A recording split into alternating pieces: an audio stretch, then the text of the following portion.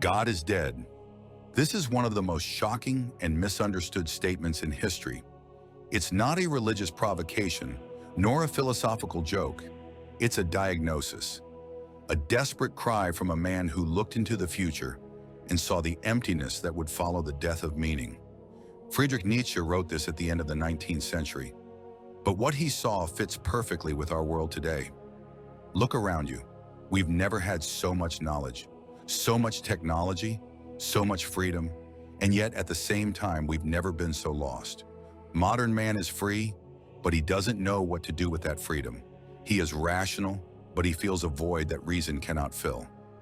Nietzsche realized that the advance of science and reason would destroy the foundation that supported the morality and meaning of Western life. God. For centuries, humans believed in a divine purpose, a cosmic order, a defined good and evil. All of this provided stability to existence. But when these certainties began to crumble, what remained was chaos. The phrase "God is dead" doesn't mean a divine being ceased to exist. It means that belief in God and everything that came with it lost its power.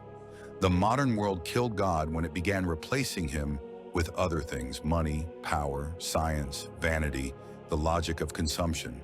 And even with all these new gods, the emptiness remained.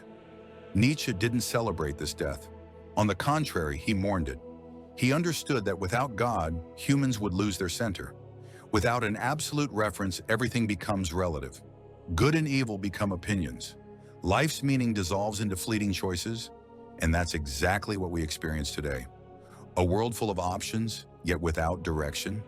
People searching for purpose in likes, status, success, pleasure, but deep down, feeling emptier than ever. Nietzsche saw this before anyone else. When he said God is dead, he was warning us. We are about to enter an era of nihilism, an era where nothing has value, where nothing makes sense, where everything is permitted because nothing is sacred. And the scariest part is, he was right. But what exactly did Nietzsche mean by, "We have killed him"?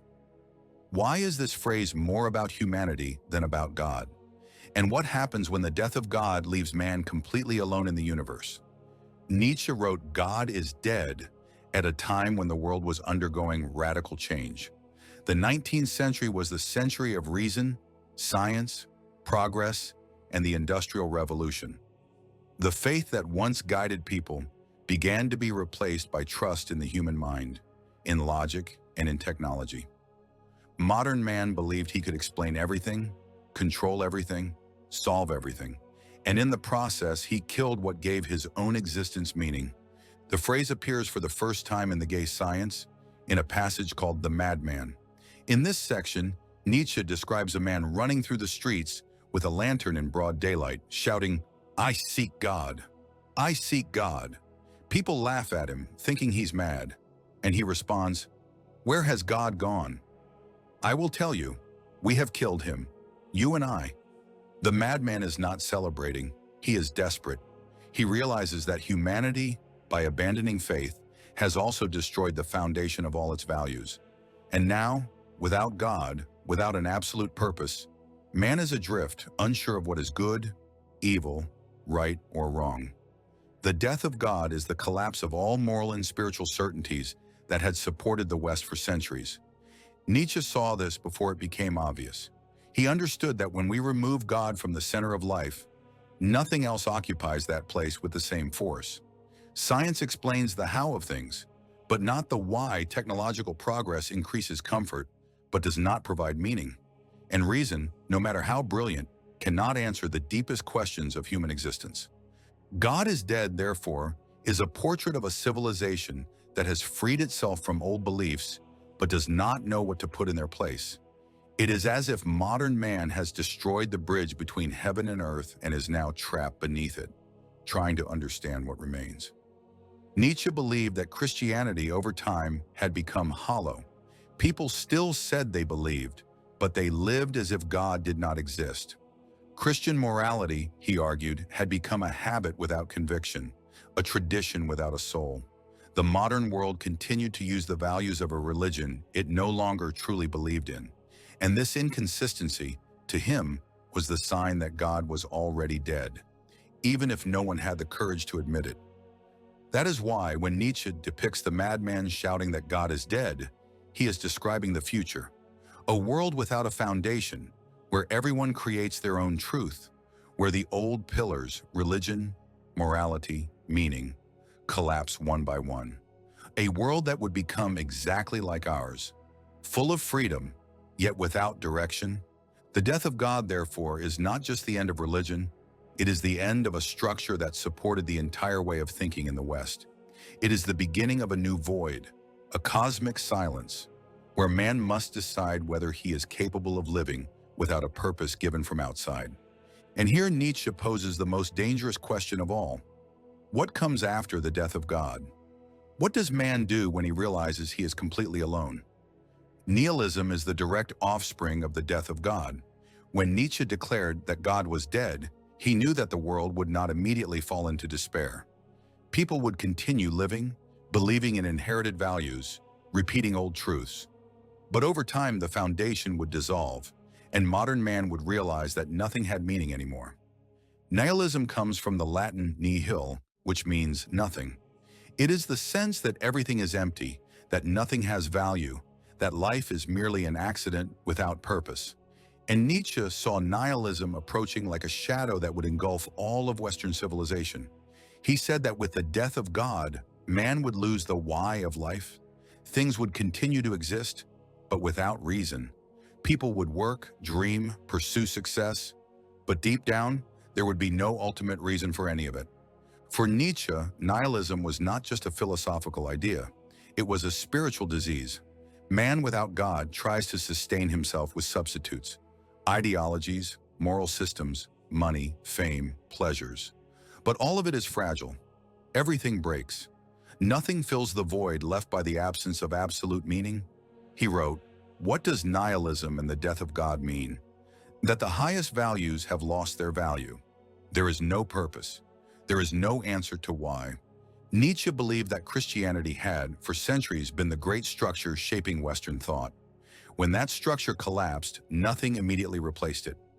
Modern man remained standing, but without ground beneath him.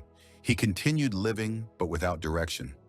This is why Nietzsche said nihilism is a transitional stage, the period when we realize that old values have died, but we have not yet created new ones. He also warned of two types of nihilism, passive and active. Passive nihilism is the nihilism of surrender. It is the state of a man who recognizes the void and gives himself over to apathy, indifference, and meaninglessness. It is the attitude of nothing matters, so whatever. This is the most common type, and it dominates the modern world, a generation seeking instant pleasure and avoiding any form of suffering, because deep down it no longer believes in anything. But Nietzsche also saw the possibility of active nihilism. This is the nihilism of the creator, the one who, upon recognizing the void, does not despair, but faces it head-on. Active nihilism destroys in order to rebuild. It understands that if God is dead and there are no absolute values, then man has the chance and the duty to create his own values, to give meaning to existence on his own terms. This is where the turning point in Nietzsche's thought begins. He did not want man to die along with God. He wanted him to awaken, to stop depending on meaning imposed from outside and start creating his own path. Nihilism, therefore, is not the end. It is the beginning of a transformation. But this transformation requires something radical, a new type of human, someone capable of bearing the weight of the void, of living without guarantees, of affirming life even when it has no inherent meaning. This new human is what Nietzsche called the Übermensch, the overman, the one who creates his own values and transcends himself. The overman, or Übermensch, is Nietzsche's response to the void left by the death of God. He did not believe that ordinary humans could endure the absence of meaning. Most people, he said, would prefer to continue believing in illusions, hiding behind moral rules, or seeking comfort in distractions. But for a few, the death of God would mark the beginning of something greater, the chance to create new values and a new purpose for life. Nietzsche believed that ordinary humans live bound by a herd morality. This morality, inherited mainly from Christianity, taught obedience, humility, and submission. For him, it was a morality of the weak, a way of suppressing the vital instinct, the desire for power and self-overcoming that exists in every human being.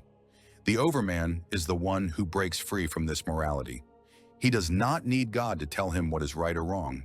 He creates his own path, his own truth, his own good and evil. The overman is the individual who frees himself from all external constraints. He does not look for a ready-made meaning. He builds his own. He does not live to please others or obey imposed rules. He lives like a work of art, creating, destroying, starting over, always in motion. God is dead, but this is not the end. It is the birth of something new, the birth of the man who finally understands that the meaning of life is not found in another world, but in this one, here, now. And when faced with nothingness, the only possible response is to say, yes,